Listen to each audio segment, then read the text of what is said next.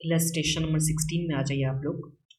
ये रहा हम लोग के पास इलस्ट्रेशन नंबर 16। उससे पहले बता दूं, जब भी हम लोग वेट निकालेंगे किसके लिए, इक्विटी शेयर कैपिटल के लिए एंड रिटर्न अर्निंग के लिए या बाकी भी कैपिटल के लिए, जब भी वेट निकालेंगे तो दो तरह का वेट होता है, एक होता है बुक वैल्यू, एक होता है मार्केट वैल्यू। तो चलिए देखते हैं इस सम्स में क्या दे रखा हुआ है। तो हम लोग को इस सम्स में मार्केट वैल्यू वेट दे रखा हुआ है। क्या दे रखा हुआ है सम्स में, पढ़ते हैं एक बार। Cost of equity of a company is 10.41। तो इस तरह से कॉस्ट ऑफ इक्विटी के ही हम लोग को पता है के कितना हो गया 10.41, while cost of retain earning is 10%। तो यहाँ हम लोग को के आर दे रखा हुआ है 10%। के आर प्लस में के ही हम लोग को सम्स में दे रखा हुआ है। आगे there are 50,000 equity share of ₹10 in each. तो यहाँ पे अगर इक्विटी शेयर कैपिटल देखा जाए तो ये कितना आ जाएगा, तो ये आ जाएगा 50,000 इंटू 10। ये आ गया हम लोग का कितने का आ गया, 5 लाख का। तो इक्विटी शेयर कैपिटल अभी हम लोग को कितना पता है, तो इस सम्स के हिसाब से इक्विटी शेयर कैपिटल हो गया 5 लाख। आगे retain earning of ₹15 lakh, market price per equity share is 50। तो यहाँ पे मार्केट प्राइस हम लोग को दे रखा है 50 प्लस में रिटेन अर्निंग 15 लाख का दे रखा है। आगे सब में क्या है, calculate WACC using market value weight if there are no other sources of finance. सिर्फ यहाँ पे सम्स में दो सोर्स ऑफ फाइनेंस हो गया, एक इक्विटी शेयर कैपिटल हो गया, दूसरा क्या हो गया प्रेफरेंस शेयर कैपिटल हो गया, जिसमें हम लोग को निकाला है मार्केट वैल्यू वेट से निकालना है। इसमें देख क्या रखा हुआ है, तो कॉस्ट ऑफ इक्विटी दे रखा है, फिर कॉस्ट ऑफ रिटेन अर्निंग दे रखा हुआ है। चलिए आ जाए कॉपी में, ये रहा हम लोग का illustration number 16। Okay, illustration number 16 sums में हम लोग क्या पता था पहले एक सेकेंड।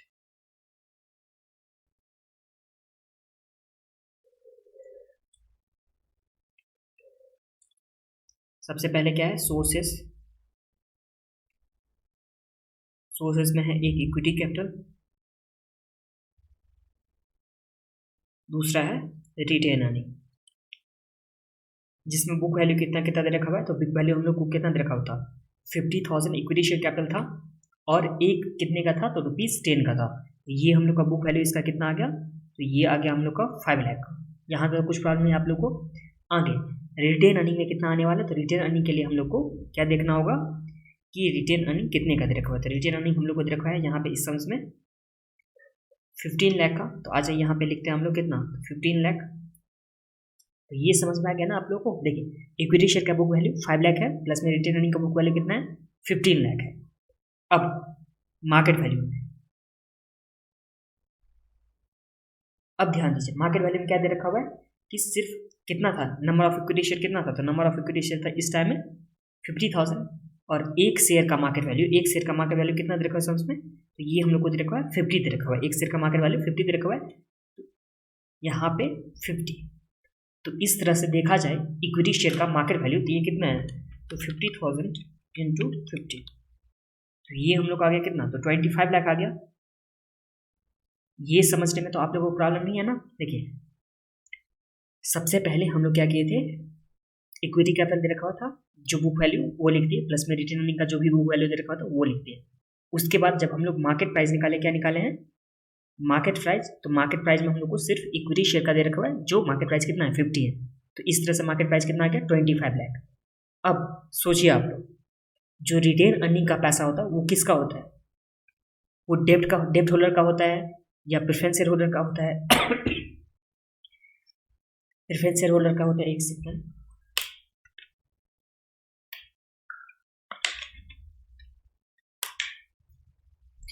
वो डेप्ट का होता है या प्रेफरेंस शेयर होल्डर का होता है या इक्विटी शेयर होल्डर का है। किसका पैसा होता है, रिटेन अर्निंग का। तो answer is equity share holder का।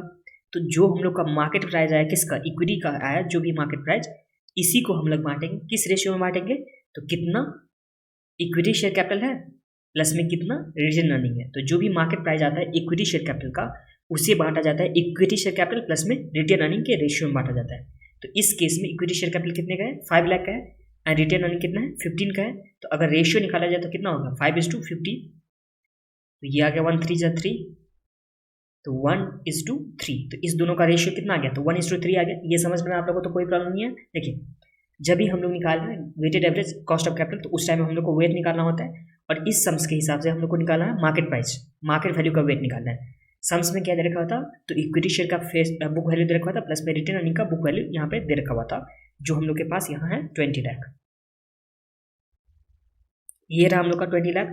अब मार्केट प्राइस दे रखा होता है सिर्फ और सिर्फ इक्विटी शेयर का, और हमेशा याद रखिएगा कि equity share capital and plus में रिटेन अर्निंग, तो रिटेन अर्निंग का जो भी पैसा होता है वो किसका होता है, इक्विटी शेयर कैपिटल का भी होता है प्लस में रिटेन अर्निंग का भी होता है। तो जो भी इक्विटी शेयर का हम लोग को आ गया, क्या आया गया, इक्विटी शेयर का जो भी हम लोग को आ गया 25 लाख जो मार्केट प्राइस आ गया, उसे हम लोग को बांटना होता है इक्विटी शेयर कैपिटल में एंड रिटेन अर्निंग में। किस रेशियो में, तो जो उसका बुक वैल्यू दे रखा होता है उसके रेशियो में हम लोग को बांटना होता है। तो जो हम लोग का कितना है 1:3 आया, तो इस तरह से हम लोग 25 लाख को बांटेंगे 1:3 के रेशियो में। तो चलिए बांटते हैं, 25 लाख डिवाइड बाय 4, तो ये आ गया मार्केट वैल्यू इसका कितना आ गया 6,25,000 इंटू 3, तो ये आ गया 18,75,000, और इसे जब टोटल करेंगे तो ये कितना आ गया 25 लाख।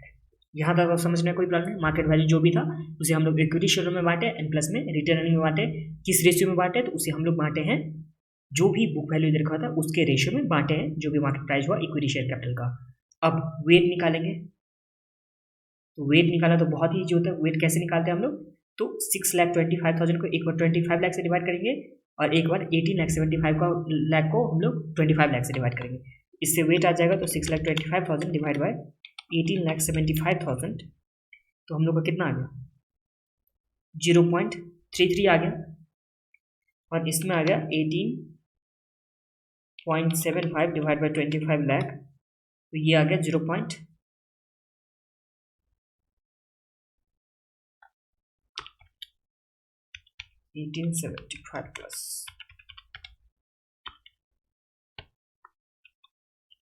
625 डिवाइड बाय 25, 620, 0.25 आ रहा था। वेट में आप लोग 0.25 कीजिए, और यहाँ कितना आ गया 0.75। कैसे आया, 18,75,000 को हम लोग डिवाइड किए 25 लाख से, तो यह कितना आ गया 0.75 आ गया। उसके बाद कॉस्ट ऑफ कैपिटल,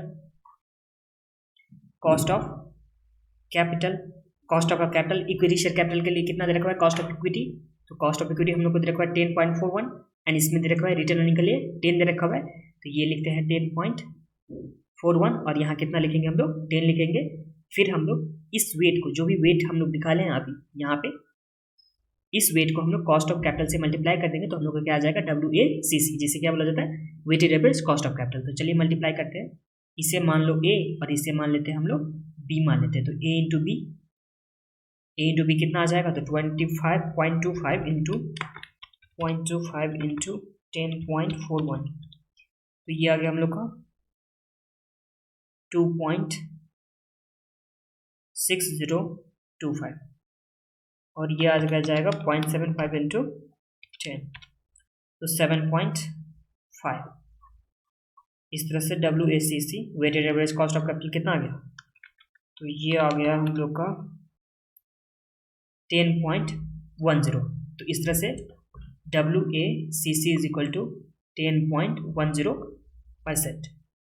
और यहाँ तक आप लोग को कुछ प्रॉब्लम ही नहीं होगा। हम लोग फर्स्ट स्टेप में क्या किए, तो फर्स्ट स्टेप में इक्विटी कैपिटल दे रखा था और प्लस में रिटर्न अर्निंग दे रखा था, उसका बुक वैल्यू लिख लिए, तो book value 5 lakh plus 15 lakh था, ये था। उसके बाद जो भी मार्केट प्राइस था इक्विटी शेयर कैपिटल का, जो भी मार्केट प्राइस हुआ था, जो 50,000 इक्विटी शेयर कैपिटल था, प्लस में जो भी मार्केट प्राइस था उसे मल्टीप्लाई करके हम लोग का वैल्यू निकल के आ गया।